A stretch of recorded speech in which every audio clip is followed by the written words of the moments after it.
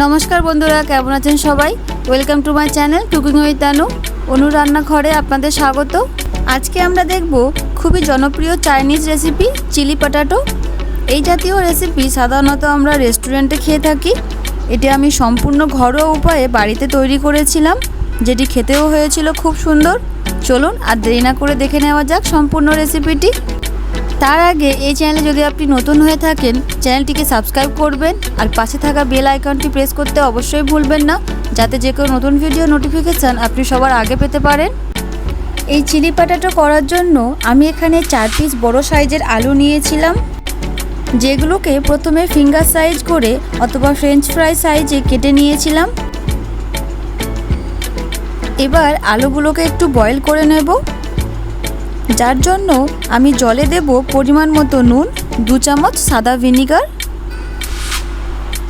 আলুগুলো 80% বয়েল হয়ে গেলে আলুগুলোকে স্ট্রেনারের মধ্যে রেখে দেব, যাতে আলুগুলো থেকে যতটা সম্ভব জল ঝরে যায়। এবার সিদ্ধ আলুগুলোকে একটি বলে নেব। এবার এখানে অ্যাড করব 4 চামচ মতো কর্নফ্লাওয়ার। এখন আলুগুলোকে কর্নফ্লাওয়ারের সাথে সুন্দর করে কোট করে নেব। এবার একটি কড়াই নেব, কড়াইতে পরিমাণ মতো তেল দেব। তেল গরম হয়ে গেলে আলুগুলোকে ফ্রেঞ্চ ফ্রাইয়ের মতো করে লো টু মিডিয়াম হিটে ভেজে নেব। এবার একটি ফ্রাইং প্যান নেব, ফ্রাইং প্যানে 2 চামচ মতো তেল দেব। তেল গরম হয়ে গেলে এখানে অ্যাড করে দেব 4টে রসুন কুচি, 1 টুকরো আদা কুচি, 2টো লঙ্কা কুচি। এগুলো একটু ভাজা ভাজা হয়ে গেলে এখানে অ্যাড করে দেব আগে থেকে কেটে রাখা ডাইস সাইজের অনিয়ন আর ডাইস সাইজের ক্যাপসিকাম। এগুলো একটু ভাজা ভাজা হয়ে গেলে এখানে অ্যাড করে দেব 2 চামচ মতো হোয়াইট ভিনিগার, 2 চামচ মতো ব্ল্যাক সোয়া সস। এগুলো হালকা একটু মশলার সাথে মিক্স করে নেব।